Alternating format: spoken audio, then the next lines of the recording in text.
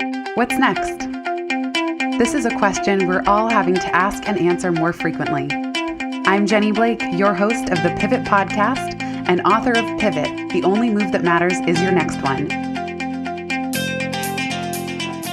For show notes from this episode, visit pivotmethod.com/podcast. If change is the only constant, then let's get better at it. Here we go.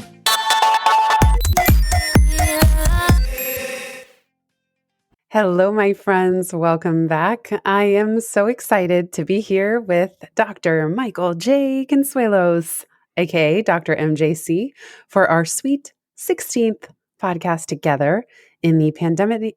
Pandemic, that's okay. Well, it's 2020, so you can make up your own words. Jenny Blake, go ahead. Oh my gosh, that's a new word.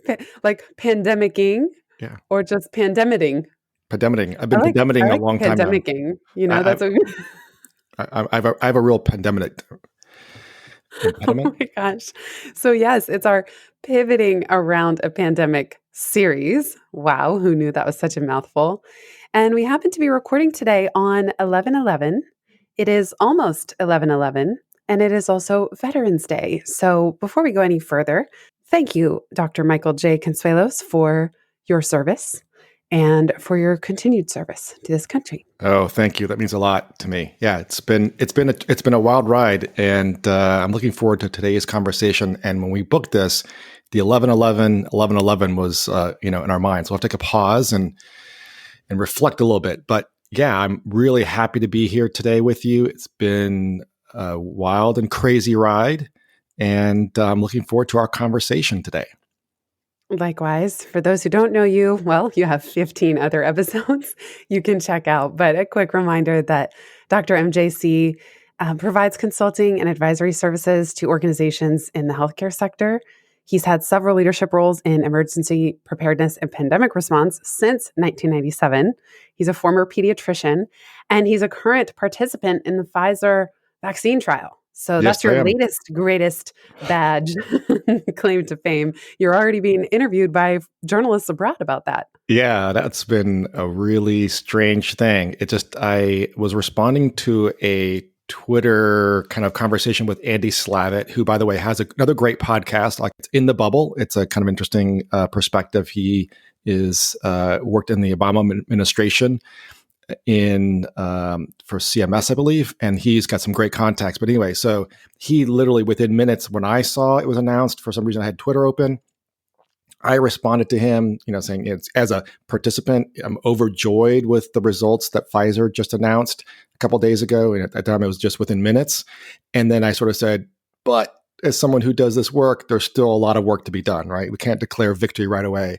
And then within a few hours, I get this email from a person in Japan that is the Japanese news network, which is the Tokyo Broadcasting System. Because I saw TBS on the email. I'm like, what was Turner Broadcasting System? No, different people. And they did an interview, which I can talk about here at some point, but it was a very interesting experience. That's so interesting that they found you and then reached out. I know you've been doing quite a lot of spontaneous calls, coaching, and consulting this year. Before we move on to talking about post-election life in the U.S., tell me about the interview. There was an interpreter who was basically asking me questions, and then they would interpret what I said. Then the show's director, it was for the morning show in Tokyo, basically their morning news show. So there was probably what ended up being just a few minutes, probably on their station, took like 45 minutes to make, which was just because it just a lot of time going back and forth. But the most interesting question they asked me at the end was, what is your message to the Japanese people?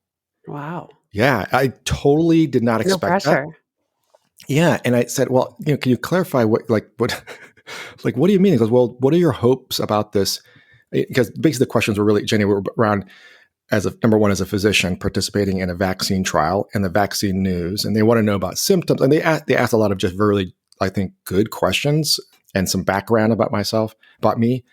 But that end kind of threw me off. So I said, well, what do you mean by, what does it mean for the Japanese people? I said, well, we're reading about this, we're hearing about this, and this is happening in the United States, and you're participating about this, but we want to know, like, what does this mean for everyone else, like for us? For me, I'm personally overjoyed as someone who participated in the trial. And, I had symptoms. I had arm swelling and pain. And in fact, I couldn't move my arm for a couple of days. I don't want to I could move it, but it was pretty painful. I don't want to stress people out, but it's clearly I didn't get the placebo, right? Because the placebo is just saline and salt water. Usually you have a little bit of pain at the injection site, but you're not going to be, have a lot of swelling and that kind of stuff. And then within a day or so, I felt kind of just fatigued, a little bit under the weather. So I felt that I had the vaccine, right? So I was saying, well, for someone who's participated and think that they've gotten the vaccine, I feel overjoyed that I was able to participate and somehow add to science and add to the progress. And I really kind of fumbled the rest of it. And they said, well, it was really interesting. They said, well, no, yeah, we get that this is good for you and the people who are going to get this vaccine, but what does this overall mean to the Japanese people? And finally it clicked, which is MJC, your answer. Yeah, I'm like, There's nothing to do with the Japanese people so far. Yeah, exactly. I'm trying to because I'm so just. What'd you say? Well, I said, I think this should be a sign of hope, right, and a promise that there'll be a better tomorrow. That obviously, the vaccine having such great results initially, we need to, kind of make sure that's okay, that we do all the right things going forward. But people in Japan should be hopeful that there's a vaccine that looks like it's successful and that they have an opportunity to, to also get vaccinated. And I think they wanted me to give them a message from me, which was, I'm pretty sure I got the vaccine. I'm doing well, and the Japanese people should feel like this is a safe vaccine if it comes out, and it should be able to, according to the science so far, should protect them. And they're like, thank you. That's like the message we want to hear. And it was it's like, just keep going until you tell us what we want to hear. Yeah, it was really odd. But I love that you said a sign of hope, a promise there will be a better tomorrow. Yeah, and they sort of said, yeah, but then they were like, okay, well, first of all, you were talking about yourself, and then you were talking about too much grandeur kind of stuff, and but what does it mean to the individual person, right? I'm like, I get it. They want to know that this thing is safe, and that that it's going to work, right? So let me ask you about that, because I hear a lot, even stateside, in my day-to-day meetings with potential clients, people saying, when there's a vaccine. Well, when there's a vaccine, right. And there seems to be a slightly fantasy world, utopian vision happening of when there's a vaccine. Almost like I picture that when people say this, it's as if we just turn on the Pleasantville switch and it's, when there's a vaccine, it all goes back to normal or, leaps forward into the new normal. And my personal sense, take it for the 0.05 cents that it is worth, is that it's not going to be quite so neat and tidy. And that, in fact, people will start to get more comfortable leaving the house and doing normal activities. I mean, who knows when anyone will want to just go sit in a movie theater together. Yeah. I know a lot of people here in New York, gyms are open. Michael and I have been going to jiu-jitsu. They have immaculate practices in place. But this notion that, when there's a vaccine, everyone's going to just suddenly drop their fear, drop their precautions. It just doesn't, I don't think it's going to be so cut and dry like that. I agree. I completely agree. So there's also a slow ramp up to that point, to that nirvana that we expect, right? So the Pfizer vaccine and I believe the Moderna vaccines, there are two mRNA vaccines that need to be stored at minus 94 Fahrenheit or minus 70 Celsius, right? So that's about 40 or 50 degrees colder than anything that we currently mass immunize with. I think usually things are like minus 30 or 40 or something like that. So the cold chain, what we call the cold chain, which is keeping the vaccine at the right temperature so it doesn't go bad and then gets into your arm. Okay, that itself is going to be a little bit of a logistical to do, right? And so that needs to be all worked out. So normal freezers that most hospitals or doctors' offices have do not have that type of temperature, that low of a temperature. So there's going to have to be dry ice, and so it's going to take a while. So then you have to get 2 shots for it to be to work. So they're about 3 weeks apart. So imagine hundreds of millions of people that you have to get this special medication into their arm using a very specific cold chain to make sure it doesn't go bad. And then they get their first shot, and then they have to come back 3 weeks later and get the second shot.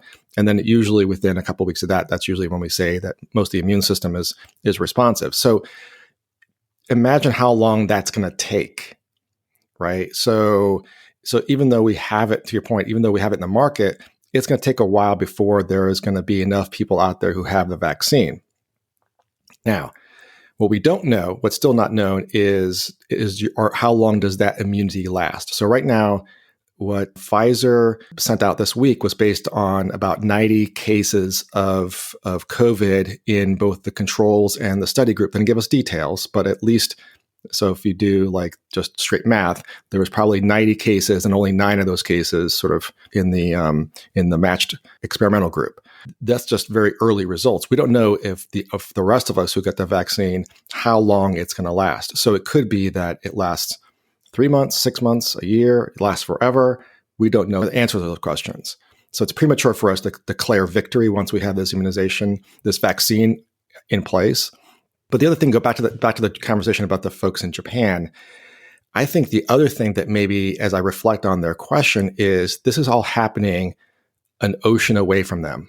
And I don't know what's happening in their own labs or their own pharmaceutical companies, but the question is, how is the rest of the world going to get vaccinated too? Right? I mean, we ended up having this pandemic in the United States because a novel virus originated in another country, international travel, and it came to our shores both from on the West Coast and the East Coast. If you think about it that way, you don't just need to vaccinate the United States, you need to vaccinate the world. Exactly. And all of these questions and next steps that you've just laid out so beautifully, that's just the sort of functional rollout of this. There's also the social, political, economic, there's all these other slices. We talked about how many different viruses had been running rampant in the year 2020. And so it strikes me that even if functionally speaking and logistically speaking, it's still an enormous challenge to roll out a vaccine so broadly, you still have a lot of the trust issues that we talked about last time, the social issues. And even, Absolutely. I know you had mentioned that it was trickier to get people of color signed up for the vaccine trials. And that understandably so, given the history of different weirdo things that the CIA has done, et cetera, that when someone comes knocking on somebody's door and says, "Hey, do you want to participate in this trial?" They're like, "No, thank you." Yeah. So No. Yeah. So it's going to be really interesting to see yeah. how cooperative, varying degrees of cooperation, Yeah. and then what's the herd immunity or herd vaccination level or tipping point. And then again, I think there's going to be a psychological piece to all this. I think we all have some amount of personal safety trauma that's happening this year where we will never feel quite the same sitting in a restaurant the way we felt pre-COVID or pre-2020. It's like, who's going to be brave enough to just go sit in a restaurant and, depending on the capacity, and not have that thought, could I get sick? And like I said, Michael and I take the subway twice a week. It's not too much. We don't touch anything, but you're still sitting there looking around at people. And instead of kind of smiling and being delightful, which happens too, it's kind of like, okay, who has their mask? Who's wearing it as a collar? Who's sneezing? Who's coughing? Who's touching what? Like, there's just such a different calculus that is happening, at least where I live in a more densely packed area. No, and what you just said reminds me of the post 9/11 America, right? So what's the post COVID America going to look like, or the world? So people travel differently now because of 9/11, or they look at certain countries differently, or they sort of see something, say something, right? That didn't mean anything. That's true. Before 9/11. Taking our shoes off at TSA. Yeah, right, exactly. And Not so being able to bring your toothpaste. yeah, yeah, exactly. Right now, it's like, okay, can this fit all in a quart-sized bag? Right, exactly. So, well, and to your point, so then there will be some really silly things that carry over that are just totally psychological, or to give the impression of we've got this under control. And then there will be some things like washing our hands that are going to be just, this is a good practice for you when you get home from somewhere, no matter what. Yeah, absolutely. Like for example, now a lot of restaurants that I've visited or we're sitting outside, you scan the code, right? And the menu pops up onto your phone. I mean, that's not a bad thing. So, but if you're the menu maker company, that's not a good thing. I've been impressed by how restaurants are adjusting. Yeah. I think, you're right. That's less touches, although putting it on nice parchment paper or something could Yeah. work. But yeah, the other thing that you mentioned that triggered some thinking was around acceptance of the vaccine. The one hopeful thing that I had, and I discussed with the folks from Japan, was the fact that at least the initial results are that it's 90% effective. That is huge because I think a lot of vaccine, not anti-vaccine, but I mean maybe vaccine hesitancy is, for example, influenza, where people say, well, if it's only 50 or 60% effective, why am I going to take this vaccine? But if you hear someone says, this is 90% effective, then if you're kind of got a foot in each canoe, you kind of say, well, maybe because it's 90%, then the odds are that it's going to work for me. If it's 50 or 60%, then the people who are hesitant, not anti-vaxxer, people who are completely against vaccines, but people who are kind of just like you're describing, well, maybe because of safety issues, whatever else, it's going to be easier for them to say no. One of the important things that maybe is not talked about enough is because of its, at least at this point in the study, its high efficacy, there is hope in the medical community that it's going to convert people who may be thinking about not getting the vaccine, that is just going to just be a switch for them. Okay, you know what, 90%, I can't not get the vaccine. Well, that's fantastic to hear that there's such positive feedback and positive sentiment among the medical community. I didn't mention in the introduction, but your other new claim to fame is that your home state is Pennsylvania, Yeah. which, as we now know, the 2020 election came down to Pennsylvania. And Yeah. I remember texting you saying, "Okay, MJC, just if you could just do your part for us, let's close this thing Yeah. out. We're all waiting in limbo." Actually, before we talk about that, I just want to play a snippet from New York City once the news was announced. And I'm sure those of you listening have seen this on social media, but here's a quick clip from right outside my window.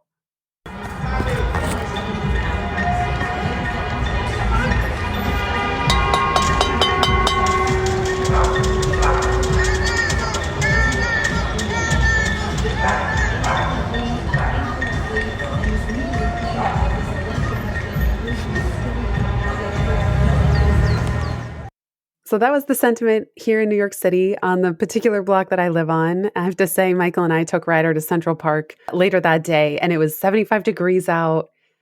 Oh, people just seemed so relieved. Of course, New York and New York City is a very liberal state and city. So people were, I have to say, delighted. They were, in fact, dancing in the streets. But there was also this huge sigh of relief that we had an answer, that after a week of waiting in limbo, we had an answer.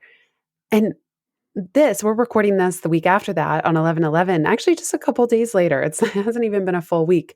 And I remember in the months leading up to this, I kept telling those of us in the Momentum community, I said, block off election week. Do not schedule anything. You're going to be tired, or you're going to want to give yourself emotional space to process whatever is happening.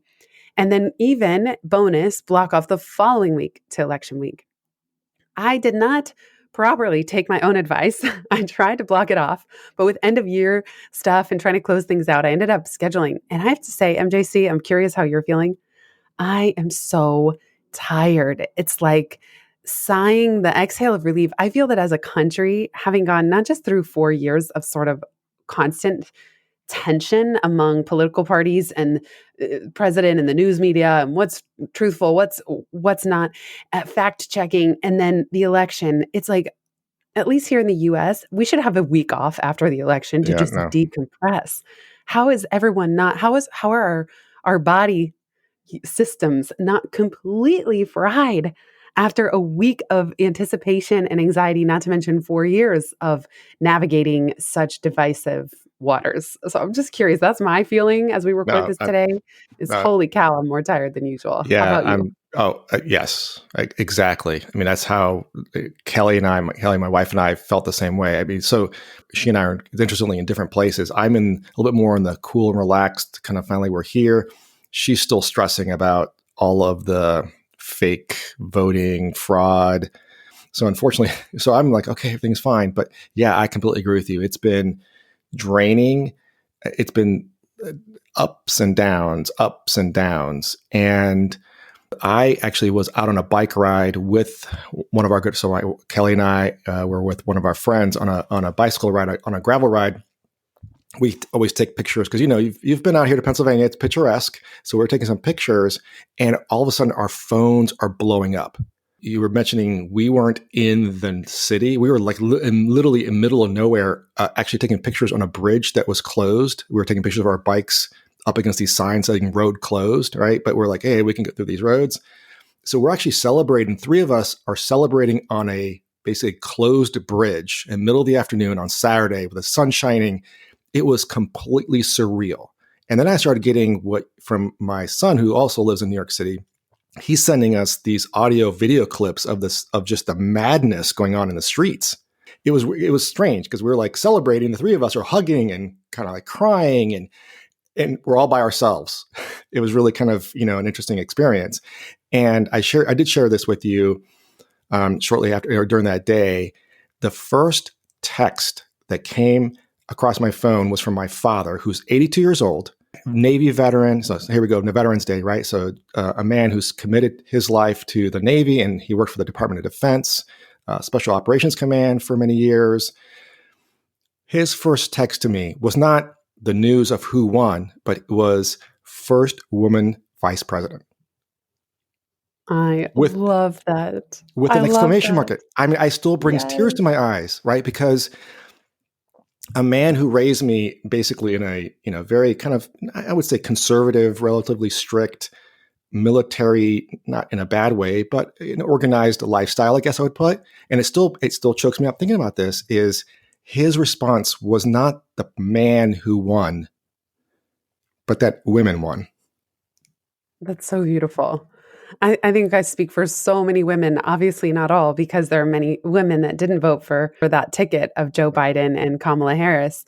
But it was so powerful to experience this first. And I feel so delighted and overjoyed to know that we have our first female vice president, first person of color, first person of, all the first that Kamala brings to the office.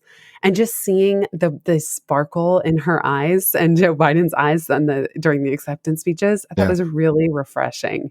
Yeah. Like, here are 2 people that have really dedicated their careers to so much service. It's just beautiful to see how dedicated they are and committed. And of course, any acceptance speech is going to have a lot of this language that we need to come together. But I found it just particularly refreshing and, yes, so exciting. I mean, I think for so many women and girls, to see finally somebody, it's not the head honcho, it's not POTUS, but second to it, and to finally see, and I think it's particularly special that it's not just a woman, it's a woman of color, to finally reflect the actual makeup of America. It's Yeah. just An immigrant, hallelujah. right? Right. And basically Yes. from an immigrant family, you're absolutely correct. And I think so. So I bring that up because when I feel drained about this whole thing, or I sort of, I'm kind of feeling a little bit anxious about maybe some of the news stories or what's happening, kind of trying to think about like, why is this going in a direction where there isn't concession speech or there isn't a good transitioning happening? I think about this. I think about the text my father sent me. The world has shifted. It has changed. You can't undo that. I guess you can try, but I was working with a consultant named Stefan. He said, you can't unscramble the eggs. yeah, Well, exactly. here's hoping. I feel that, I mean, it depends. Here's what I find so fascinating about this time is that, and there's been, of course, innumerable think pieces on this, that half the country feels that this is immeasurable progress. This is so important. This is consciousness elevated, et cetera, et cetera. And then half the country does not feel that this is progress, is not so proud, is not texting each other Yeah. with glee. And that so many people, I think, in the days leading up to having the election called, were just shocked. It is shocking to see Mm-hmm. just how divided we are in terms of votes. Not the electoral college. That's kind of, it doesn't quite represent things. I mean, it's not black and white, it's red and blue, but it's so, um, I think it's more interesting to look at the different categories within rather than looking at the electoral college. So whether you slice by region, by population, by gender, there are interesting ways to look at the data of who voted how. But nonetheless, it was pretty close there for a while on the popular vote. And you're 70. in Pennsylvania, which is, Yeah. by the way, when Michael and we had a great visit to MJC's farm. And while we were driving up, I mean, there were tons of Trump signs, Yeah. which we don't see here in New York City, but you live in an area that's not just so clearly one way or the other compared to where I live here in New York City. Yeah. And these are my neighbors, people who, when I go to the store or I interact with, and I'm hopeful that the awareness of what people who didn't vote for Trump went through for the past 4 years, and that we take some reflection on how, what that felt like, and can we be the better of ourselves? I forget what saying, right? Can we better ourselves in a way? Can we try to act in a way where we reach out across the political divide and think about how we can work through this together? Because otherwise, we're going to have this constant pendulum swing. So one side's going to win, the other side's going to lose. It's going to be a zero-sum game.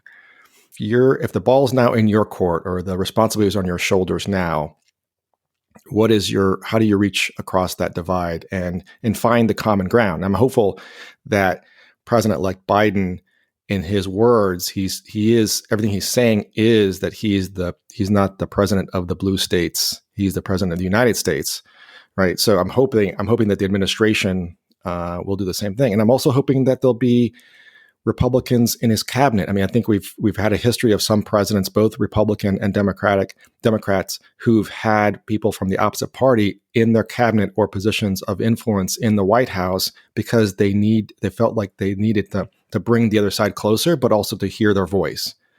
And if we shut out the other voice completely, we become deaf.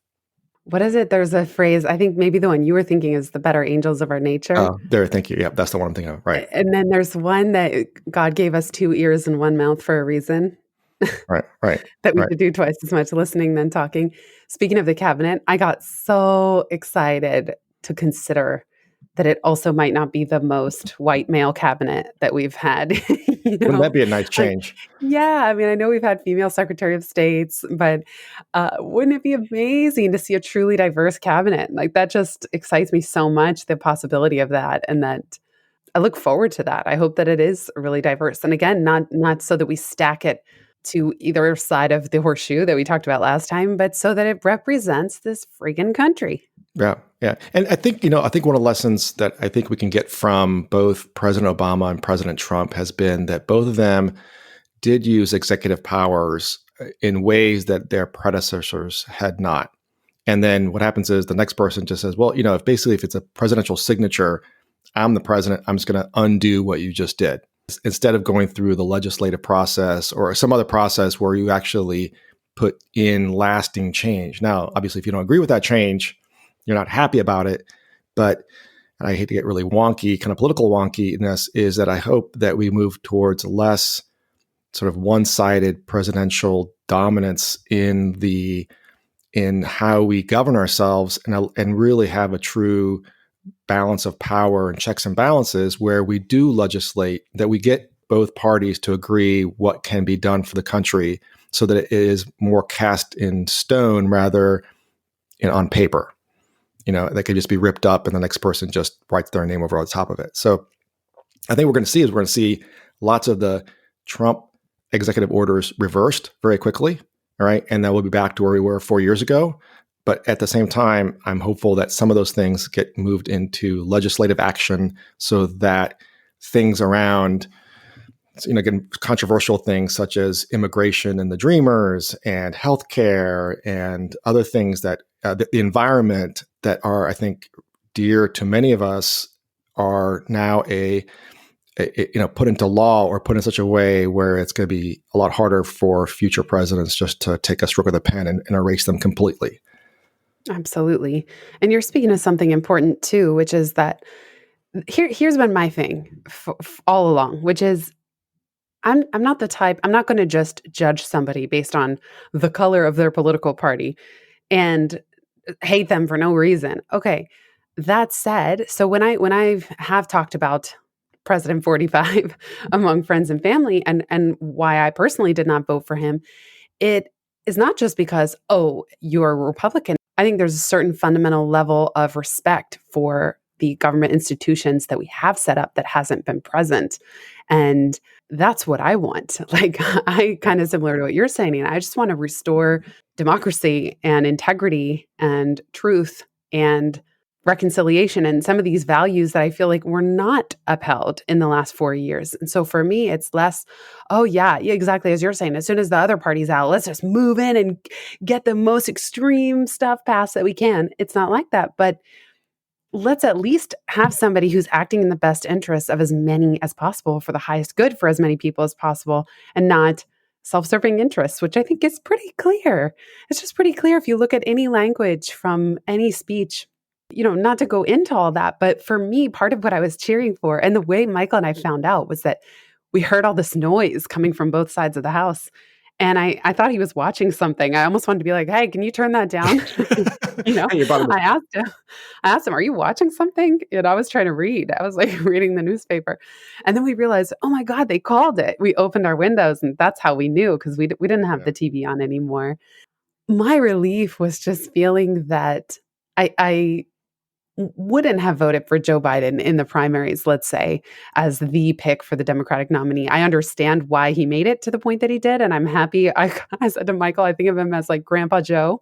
He's like America's grandpa now. I mean, not everyone's going to accept him as such, but he has these bright eyes and he means well. And that was so refreshing, like just so refreshing to see that bright energy, which is something I'd be paying attention to no matter who's up on the TV, whether it's a newscaster or someone in the cabinet or somebody representing the White House. I'm always looking at what's the quality of their energy and the brightness of their eyes. And there are these clues. The eyes are the window to the soul. And Biden talks about restoring the soul of America. And I hope that that healing can happen. And like, look at the picture of Kamala from the acceptance speech. It's Oh, just yeah. the brightest eyes. Yeah. And no one's perfect. No one's No. perfect. Like I hear so much about memes or clips from these people's long careers that's, pointing out why they're actually a terrible person after all. And here's the thing. No one is perfect. I doubt No. any one of us would last for a second under the scrutiny of how many million people, 330 million people looking for any one 30-second clip of a time Yeah. or one decision that wasn't on the right side of history even. Well, I mean, I think there is anybody who has been brave and courageous in their life who haven't made a misstep, right? So, I mean, I think that whether it's ill-guided, misguided, however you want to say it, or a truly with their heart, we've all made mistakes. And I think that again, I think that maybe also the lens that we put on for folks who may not agree with this current election is saying, at this point in time, they're making a mistake, but we can't just hold it against them forever. We need to come together. I think as you're describing it, for me as a physician, and the reason that you and I started this kind of podcasting, the pivoting around the pandemic, has been our response to the pandemic. And honestly, I am so relieved that hopefully we can restore the standing of the CDC and the NIH, and we can put back together the committees that had been basically taken away for our response to the pandemic, and we can restore ourselves, because the threat is still, just because we have one virus who's circulating the world and the country today doesn't mean there isn't another one that's happening in some cave or in some jungle or in some city or backyard that isn't going to do the same thing to us, right? And we can't just decide that it's not going to happen. So as a physician and as someone who's working in this space, having a more unified, supportive message to move our country forward and help us get through this is also important to me.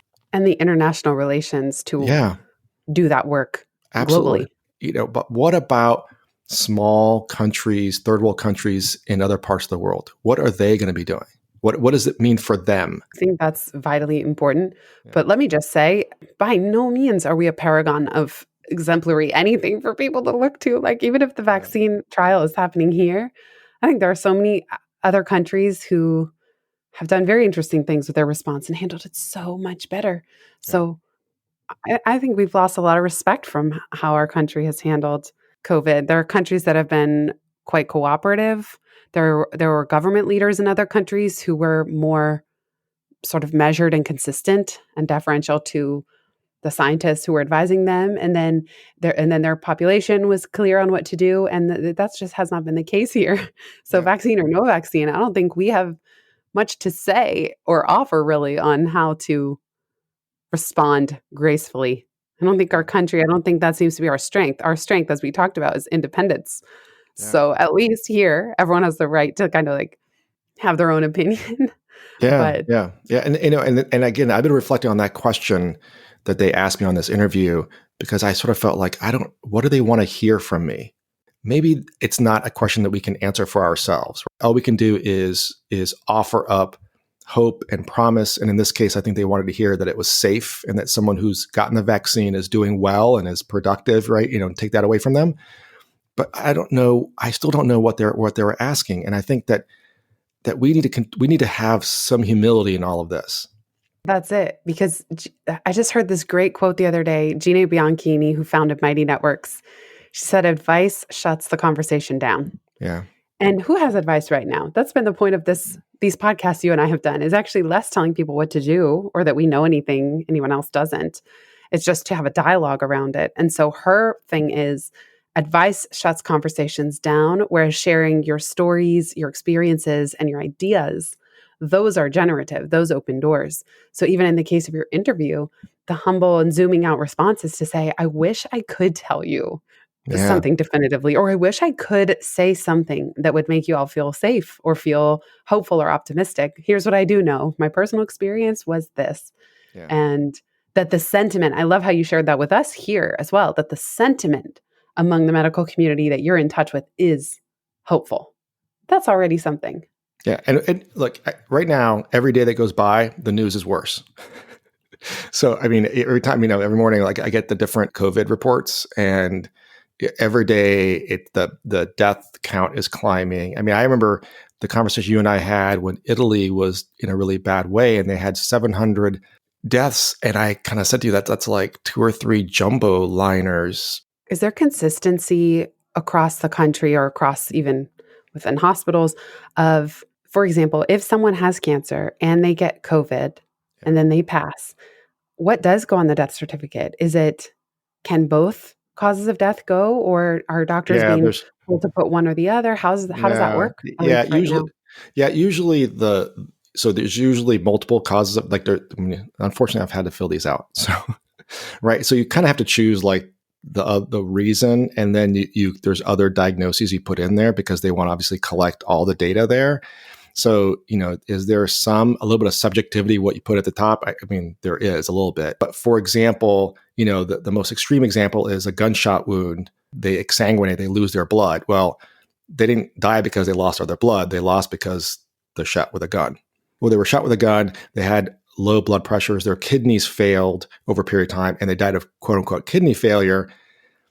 Kidney failure is on the list, but the reason they died was the inciting event, which was the gunshot wound. There's no hard and fast rules. We usually put the thing that caused the death first, and there is some judgment there, but we list all those things. With that in mind, I don't think that the numbers that we're seeing now are getting close to whatever the number is now, 250,000. It's over 1,000 deaths per day. I think we could probably kind of argue maybe in the tens of people, but not in the hundreds of people where we think that maybe COVID wasn't the answer, right? I mean, I think there's always gonna be like, So are there still just as many where people are like perfectly healthy, they get COVID and they pass? Yeah. Yes, there is. I mean, there's people of all ages. When we watch the news, once in a while, we'll have the news on, and all of a sudden, a lot of the major news stations will highlight a couple of people who've died that were healthy, like so-and-so is a 25-year-old who was recently married, or so-and-so is a 40-year-old police officer who died. And she's like, I hate it because I feel like I'm in the Hunger Games. Almost like weird, surrealistic. This is who they were. If you've seen the Hunger Games, which is there, or read the books, right? At the end of the day, they have like the person's picture and where they were from, and they died that day in the Hunger Games. She's like, this is not the Hunger Games, right? It's like, it's really, We got to stop doing it that way. We should talk about it in a way that's, I don't know. She sort of feels like, are they doing it because they're truly trying to honor somebody, or they're honoring the game, or they're honoring what's happening? Right. It's sensational. It's Yeah. shocking. The same journalism, that does get more eyeballs or more shock because if they Yeah. can, I mean, that is how so much of the media works now Yeah. is if they can make you afraid, then you're more likely to stay tuned in and keep hitting refresh. Yeah. I'm curious about one thing before we close out from Yeah. this conversation. You had mentioned it's a great point that we need to be prepared not just for COVID-19, but at any future possible epidemic or pandemic. There's been a lot of talk about, wow, a pandemic happens every 100 years. And the last one was exactly 100 years ago, the Spanish flu. What's your take on that or your research on this? I mean, obviously, nobody can predict the future, but Yeah. do you see, oh, yeah, it'll be another 100 years? Or is it kind of the case Yeah. as with global warming and these crazy weather events and fires that are happening where it could be accelerating the level of or frequency of pandemics Yeah. and with global travel and all that? I think we have a short memory for the bullets that missed us. MERS and SARS and the bird flu and Ebola. I mean, I can keep going on the list, right? Where we had international travel causing infections in other countries, or people from other countries visiting those countries in the case of Ebola. So we have a very short memory. Any of those could have been a pandemic for various biological reasons that we think we've discussed in previous shows. Either they're so fatal that you die before you get a chance to spread it to many more people, or, we got to handle it, whatever it may be. So it's happening. It's constantly happening. There's constant little blips of near misses. It's just that virus gets the right mixture of characteristics that allows it to find the right host and then move quickly through the population. It's a matter of chance. So does it happen every 100 years? I guess that's the cycle, but I think we may forget all the near misses that we had with H1N1, with, like I said, MERS, SARS, all those different 3 and 4 letter abbreviations or acronyms of these other diseases, Jenny, that we've had near misses. I think that constant readiness and preparedness is what we need to have. And the things that were dismantled over this current administration was that line of defense for us and internationally. Our presence, the CDC presence in China, is critical because we know that is a hotbed where you have human beings being very close with different species of animals who tend to create these viruses. We need to be on the ground and making sure that we're surveilling that, right? So it also takes international cooperation. That's helpful, and it's a great reminder. And speaking of preparedness, nationally, globally, but also personally, I think people have learned quite a lot this year, how to stock your house and have emergency preparedness and medical kits handy. So 30 seconds, Michael, what do you have to say to the Pivot podcast listeners? Yeah. So so minutes before we started this recording, I got a email from a client who said, I get it. Second wave of COVID, or the second surge of COVID. I think that's what this person said. How should I be? What things do I need to be doing differently than I did, during the first surge? And then he also said, what other opportunities are there for my business? To the folks listening to this, we've all, I think, learned. Let's look back and see, if there's things that we said we were going to do that we haven't done yet, right? There's like, oh yeah, if I would have known this was going to happen, this is what I would have put in place. Dust off that list and say, yep, I never got around to doing whatever X, Y, Z. And then I think there's also opportunities. I think there's also opportunities for us to, it's not a binary kind of decision. There's always that third opportunity, that third door of saying, gee, I did it this way. I tried that. And what other things have I not tried? So it's an optimistic point of view, but I do think people need to prepare for another surge this winter. Optimistic pragmatism with a twist.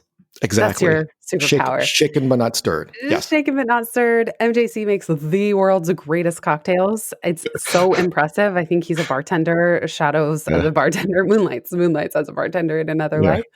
Thank you so much, Dr. MJC. It's just always an honor to co-host these with you. I really appreciate it. Awesome time, Jenny. Looking forward to the next one. Likewise. Yeah. Bye, everybody. Thanks for listening. Bye, everybody.